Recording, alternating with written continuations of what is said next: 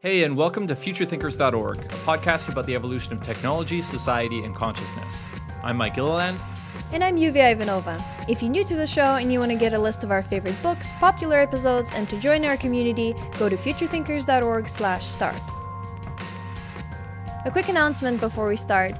Mike and I are working on designing some courses, and we'd like to get feedback from you guys on what you'd like to learn from us. So go to futurethinkers.org/courses and fill out our quick survey. It'll really help us out.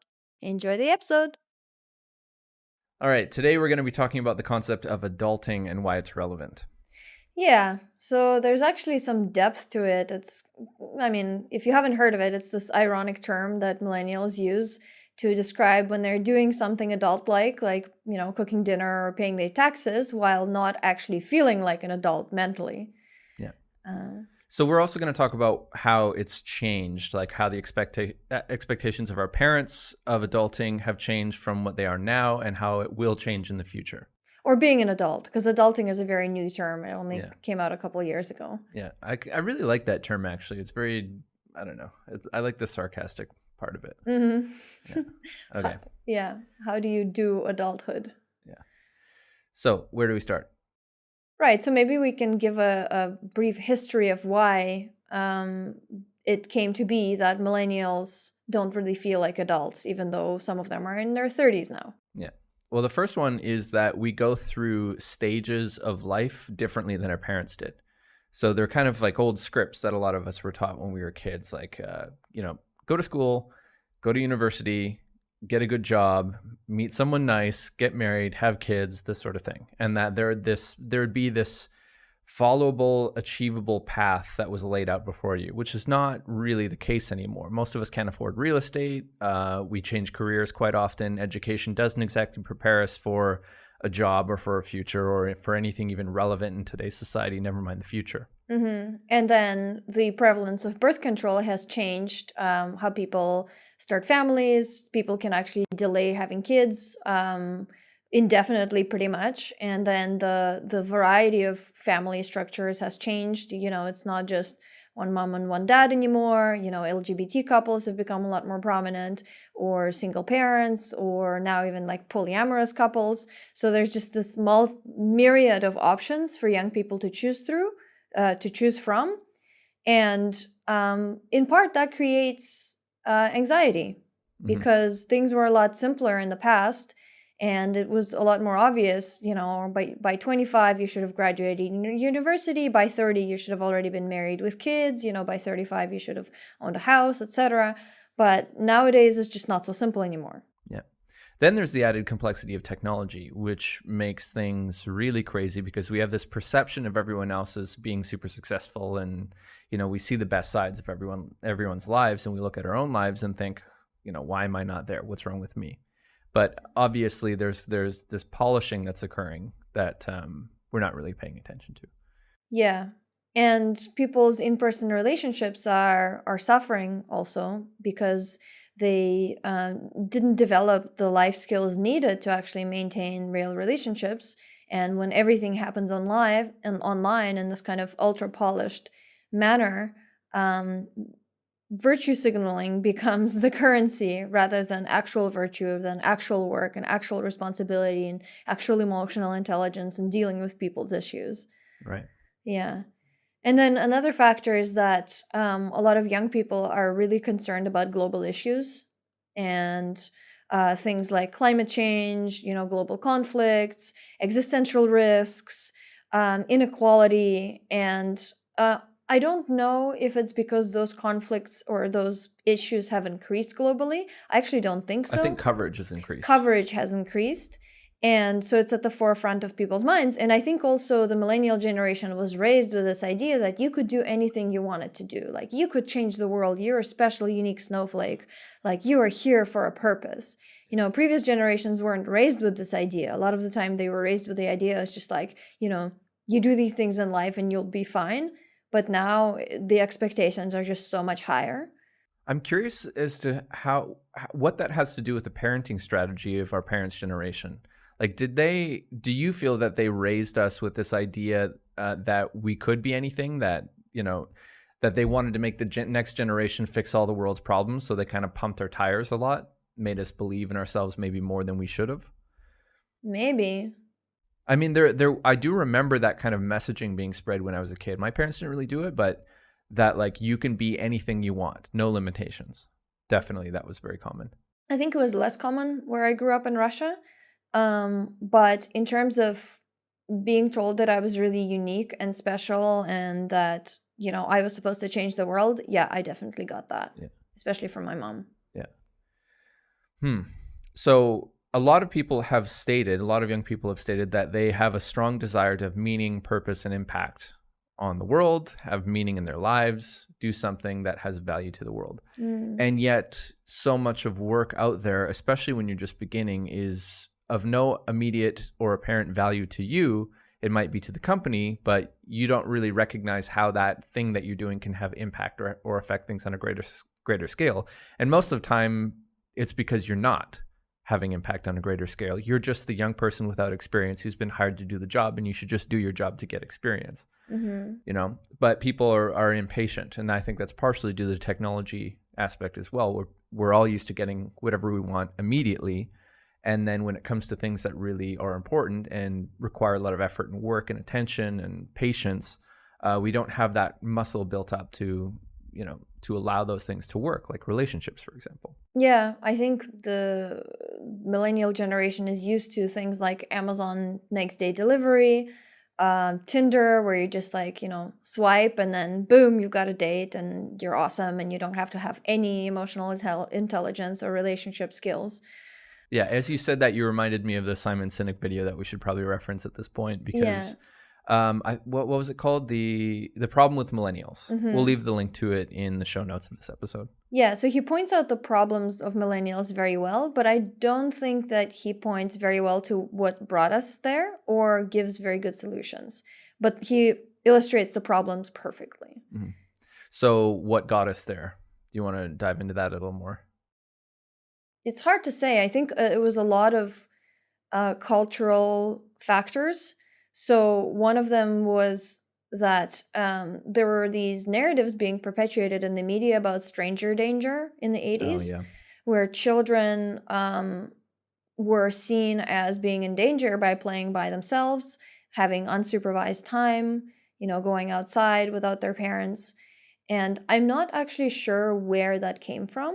Do you remember? Jonathan Haidt talks about it. In the 80s, there was a huge surge of media coverage about child kidnapping. And I think it was just kind of one of the beginning precursors to the current media landscape where one thing took off and then more stories were written about it that weren't exactly describing the reality or the statistical relevance of that story. They were just pumping it up because they knew it was kind of hijacking our attention and getting a lot more views and a lot more attention. So there was this early viral surgence of media coverage of child kidnappings, and then all the parents just freaked out and decided, that's it. We're not letting our kids go out and play anymore. And then an entire generation was basically raised indoors with a lot of with a parent supervision, which obviously has had some downsides. Yeah, right. This helicopter parenting where I think Jonathan Haidt in his book, The Coddling of the American Mind, really breaks this down, how it happened. And the results of this are actually pretty horrendous. Yeah. So it created a whole generation of people who are basically unable to think for themselves. They're constantly referring to the next authority for, conflict resolution, for asking the right opinion. Because, when kids are playing in the same room with their parents all the time, they're never unsupervised. They never get a chance to resolve conflict on their own. They never learn that. Just anytime something happens, immediately like, mom, can you fix this? Yeah. And the same thing, if there's a disagreement in terms of oh, I think it's this, or I think it's this, when they're talking about some idea, then here you go. You can ask the authority, oh, mom, what's the capital of France or whatever. Yeah. You don't have to think for yourself. You don't have to go find a book or, take some sort of action. You just ask. And then this is also coupled, this is from Jonathan Haidt's book, coupled with call-out culture, which causes young people, when they perceive a slight or an offense of any kind, then they publicly shame that person. They call them out on Twitter or on, any number of social media networks and try and get that person shamed and destroyed publicly, because they also are signaling their own virtue for having, attacked the justifiable villain for their evil deeds. It's a really horrendous thing too, because then the mob doesn't really think very clearly either and just destroys people's lives without investigating.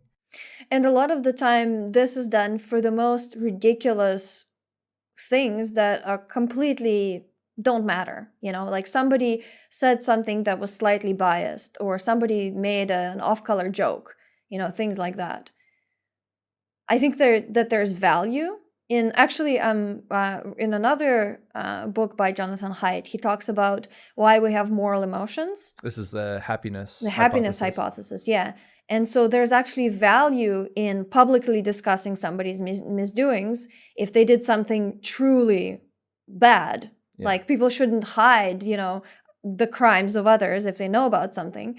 But calling out these kinds of very unimportant things, like somebody said something slightly biased, is not the place to do it. Mm-hmm. So we've talked about the kind of old history of adulting, the current landscape of adulting. What are we looking at as far as what needs to change about the future? Maybe let's talk about how the world is changing and what kind of ways that is going to require us to adapt. Yeah. Okay. So the societal complexity is increasing really rapidly. Mm-hmm. And we kind of touched on that earlier, that it's no longer linear. A person's life path is no longer linear. And the different options that they can take in lives are very many.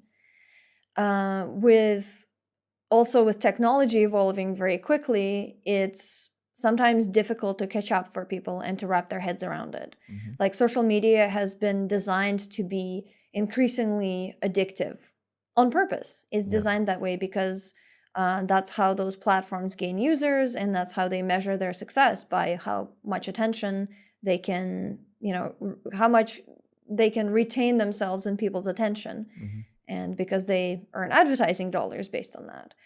Then there's other aspects like the political climate, the economic crisis, an inevitable economic collapse that will come that will be worse than the 2008 collapse. There's a whole bunch of different factors that are making the environment, both human and the actual environment, change super quickly, which requires us to be able to think more quickly, more agile, and there are certain skills and requirements of us to change in order to accommodate that global change. We need to be able to adapt faster. So I guess they're labeled meta skills, right?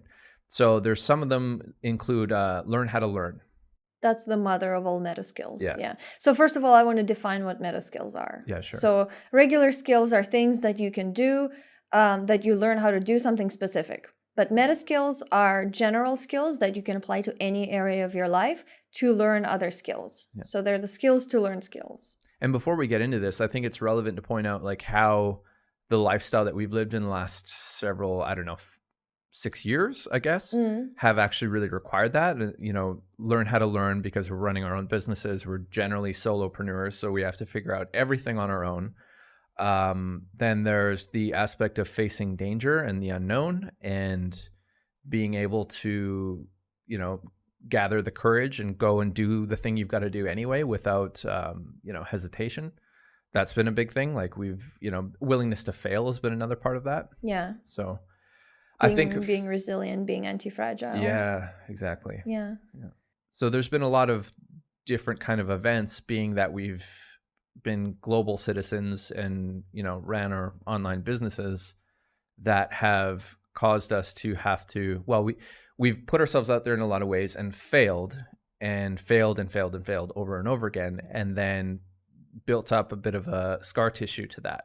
So now failure is not so much of a big deal. I mean, we talk to family back home sometimes, and this is an interesting perspective that they have. They just can't believe some of the risks that we've taken over the years. But they don't seem so big anymore once you've had so much exposure. And I think this is just an early precursor to what is going to be required of all of us in the near future. Yeah. Because the traditional job and education systems are changing and we're going to have to be able to adapt in the same way. Like we might have to pick up and leave very quickly, to look for other jobs or other opportunities. We need to be a lot more flexible in that way. Mm-hmm. So what else? What other kind of meta skills are there? Listening, observing, just attention skills, where you're not just taking the first thing as it's presented to you, but you actually try to observe very deeply. Mm-hmm. And a lot of the time people see things that they want to see, like they see things based on the ideas that they already have, so that they're not actually truly seeing what's there, they're seeing what their idea of something is. And so really seeing, this kind of meta skill of seeing, is looking at something without judgment, without your preconceived notion. And that's actually impossible to do it in the purest sense because of how we are biologically. Mm-hmm. Also, you affect what you observe. Yeah, and you affect what you observe, even on a quantum level. So, but you can get, let's say, less affected or less biased or less, muddled by your preconceived notions of what things are. So this enters into the realm of sovereignty, which we've talked about a couple times before. Cognitive sovereignty, yeah. Which is based on 3 pillars, which are perception, sense-making? Yeah, sense-making and agency. And agency, yeah. And so perception is exactly that. It's seeing things clearly, perceiving things as they are, as much as possible. Mm-hmm. And then perception or sense-making is about how do you make sense, what frameworks or models of the world do you use to process those raw senses and then make decisions, which then moves on to the next level of agency. Yeah, and so sense-making is not just about choosing the right framework, but also understanding that at the end of the day, all frameworks are only approximations. They are never the truth. And that this is just how humans make sense of the world. They use narratives and myths and frameworks, but that is not reality. So you have to be able to discard frameworks, alter them, pick the most suitable one in the moment, deconstruct them, reconstruct them, take different perspectives, all of that. So that's sense making. And then agency is not only what can you actually do. So it's not what you do, it's also understanding what you can do. So what are the different possibilities of action here? And are you acting automatically, unconsciously? Are you just reacting? Or are you actually choosing something? Yeah. That's agency. Yeah. So anything else you want to cover before we wrap it up here?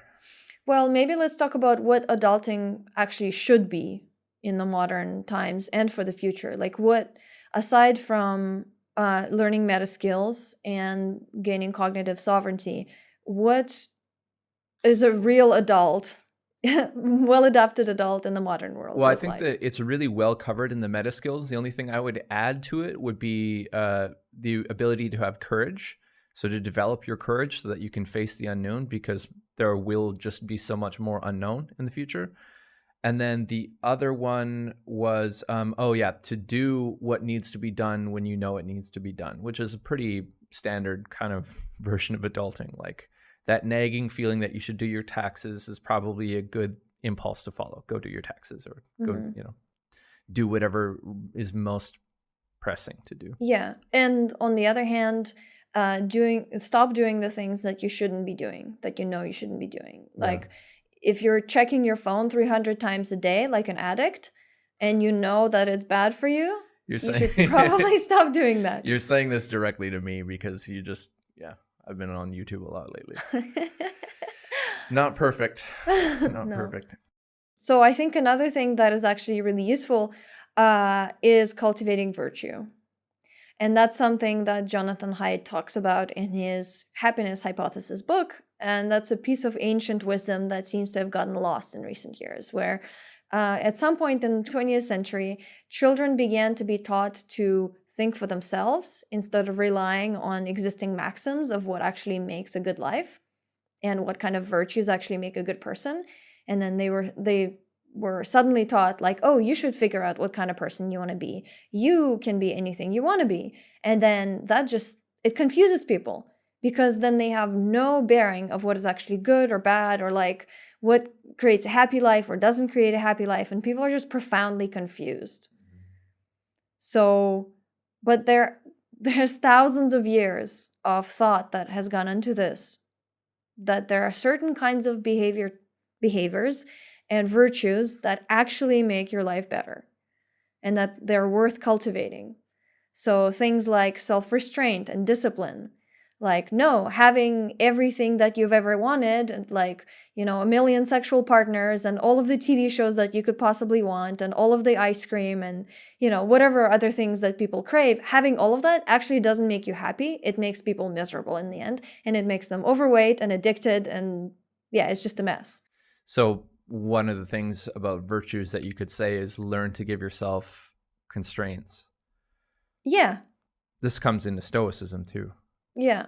But there are other virtues too, like courage, you brought up one of them. Another one is emotional intelligence, kindness, love. Like, how do you approach other people? Are you just transactional with them? Or are you actually giving and loving and kind? Are you forgiving? Yeah. On a related note to virtues, one of the most interesting books that I don't know how I've never checked this out in the past, but Tao Te Ching. Yes. Was amazing. Just reading through that. It's very short, but like every single line of that book is just packed with wisdom. I thought it was brilliant. Yeah. And also there's two other things we want to tell you about before we go. There's we do have like a guide that kind of dives in a little more depth of what we've talked about in this episode. It's called How to Adapt to the Future. It's on our website. If you just go to the front page, a pop-up will show up, or you can find it in the sidebar of the website. You just got to give your email and you can download it. I think it's like 55 pages. And also we are launching 2 courses. One of them is going to be kind of soft launch. We're only going to have it open to about 20 people, I think, right? The course is called The Ancient Art of Adulting. And then the second one is How to Adapt to the Future. Yeah, and that's about meta skills. Yeah. So these courses have been basically a combination of all of the research and the interviews and everything that we've done in this podcast over the last 5 years. Even now, adding to it and assembling all this information is taking us a lot of time and effort. So I think it's going to be really valuable. And so we're going to do like a test round. First 20 people will come in, and then we'll kind of adjust and get feedback, and then release it properly after that. So if you're interested, go to courses.futurethinkers.org. And if you want to download that free guide, you can go to futurethinkers.org, and it's pretty much all over the website.